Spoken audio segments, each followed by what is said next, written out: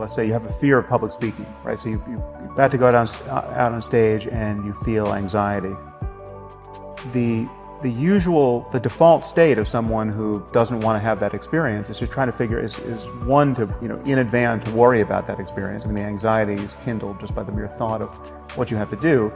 Then once you feel the butterflies, you are at war with them, right? Your mind contracts around it. Your conversation with yourself is an unhappy one. It's like, why the fuck am I this person who just can't, like, I see people do this all the time. They're relaxed. I'm unhappy.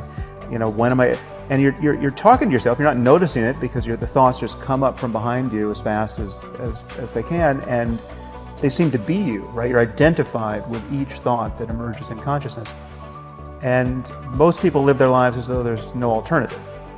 We're not given a rule book for how to operate a human mind, right? And there's no place in a normal education where it's even indicated that there's an alternative here. And so we kind of stumble out into adulthood, more or less assuming that we'll always have the minds we have, and that really there's, the only thing we can do to really upgrade our firmware is to just add new content. We can read books, we can develop interests, but there's nothing at the sort of root level of our emotional and cognitive life that can change.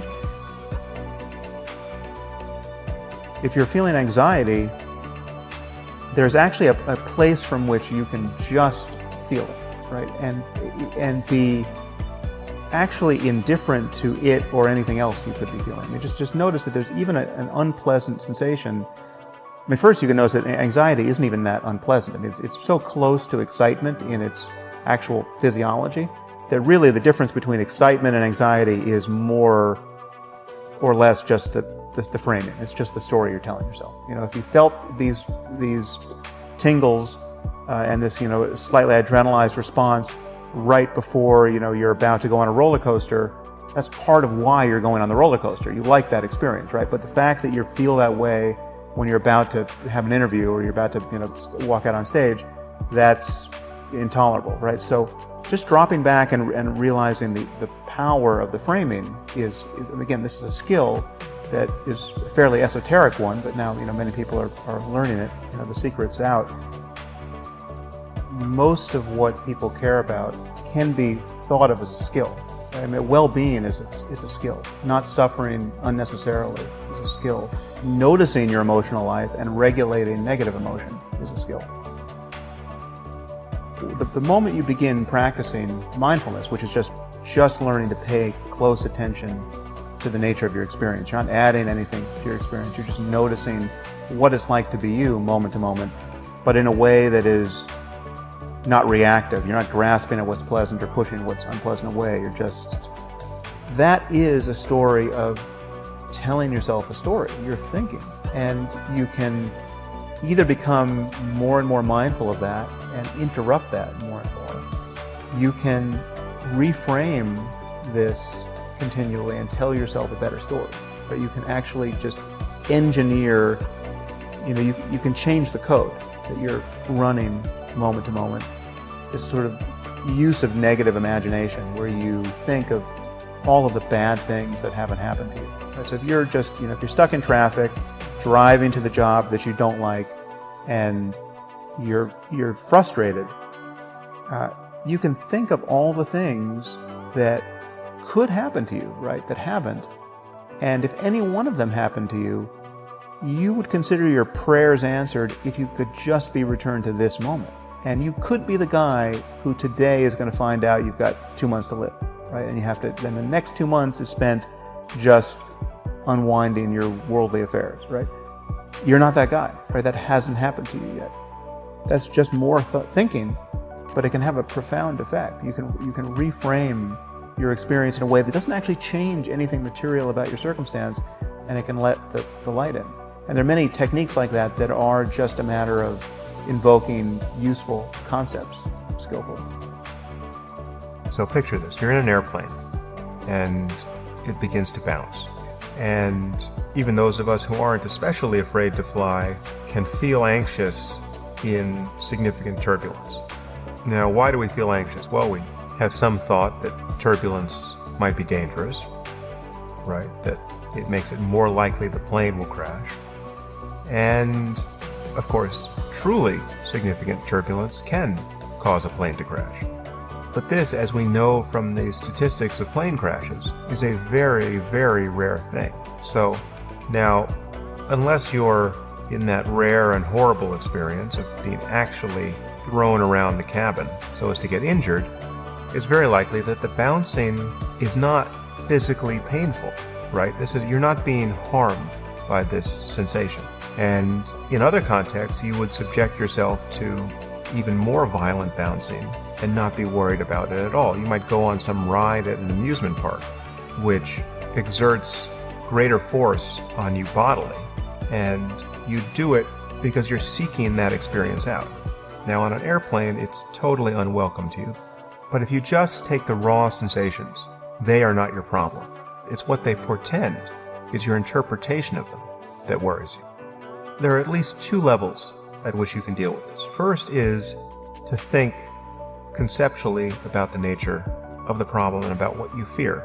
Is it rational to worry that your plane will crash if you're experiencing turbulence? No, it actually isn't. The likelihood of dying in a plane crash is minuscule. Over the course of your journey, you should begin to worry as you leave the airport and get in an Uber or a taxi or drive yourself home in your own car. So if you understand that, if you understand that every moment in a plane is in fact safer than many moments you spend on the ground, certainly safer than when you're walking as a pedestrian, fixated on your smartphone and stepping into the crosswalk, that's when your adrenaline should surge.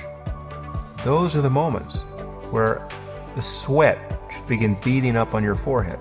So when you're in a plane and it's begun to bounce, it is in fact unreasonable to worry that the bouncing means much of anything. If you understand that, that actually can have an effect. Then you can become willing to just experience the raw sensations of turbulence. Then you can cease to interpret the experience as a sign of actual danger. The other level at which you can address this, and these are totally compatible moves, I recommend both of them, is to become mindful of the feeling of anxiety itself. What is it? And what does it mean? Well, it's just sensation. It's just a pattern of energy in your body. And it actually doesn't mean anything at the level of raw sensation. You might have thoughts about it, and very likely much of your thinking in that moment is purposed toward trying to figure out how not to feel that way or not to let it get worse. But if you'll step out of your thoughts and just become willing to feel the raw sensation of anxiety, actually just surrender your resistance to it, just feel it as energy, it can lose its meaning. It can become very difficult to distinguish from what under another framing would be a positive experience, like excitement. How do you know the difference between being anxious about something that's about to happen and being excited? For the most part, it is the thoughts you're thinking when you're feeling that arousal. There's a cognitive, conceptual overlay on top of this raw feeling. You can consciously reframe things, or you can step out of it altogether and just feel the raw energy of this experience. And when you do that, anxiety can be like any other experience that has no meaning for you as a person, really. I mean, it doesn't say anything about you. So let's say you have a rash on your elbow and it's itching. Okay, that doesn't say anything deep about you as a person. That has no psychological implications. It might be unpleasant, it might be extraordinarily unpleasant, but it doesn't reach into your sense of who you are. The deepest way to respond to anxiety, and again, I'm not saying that there is no case in which drugs are valuable or even necessary. There may very well be. But for anxiety in its more ordinary range, the deep way to respond to it is to become willing to feel it, to cease to interpret it as important, and to function in the midst of it. And then it will pass. Anxiety rises and falls like any other emotion, and if you're not continually thinking, if you're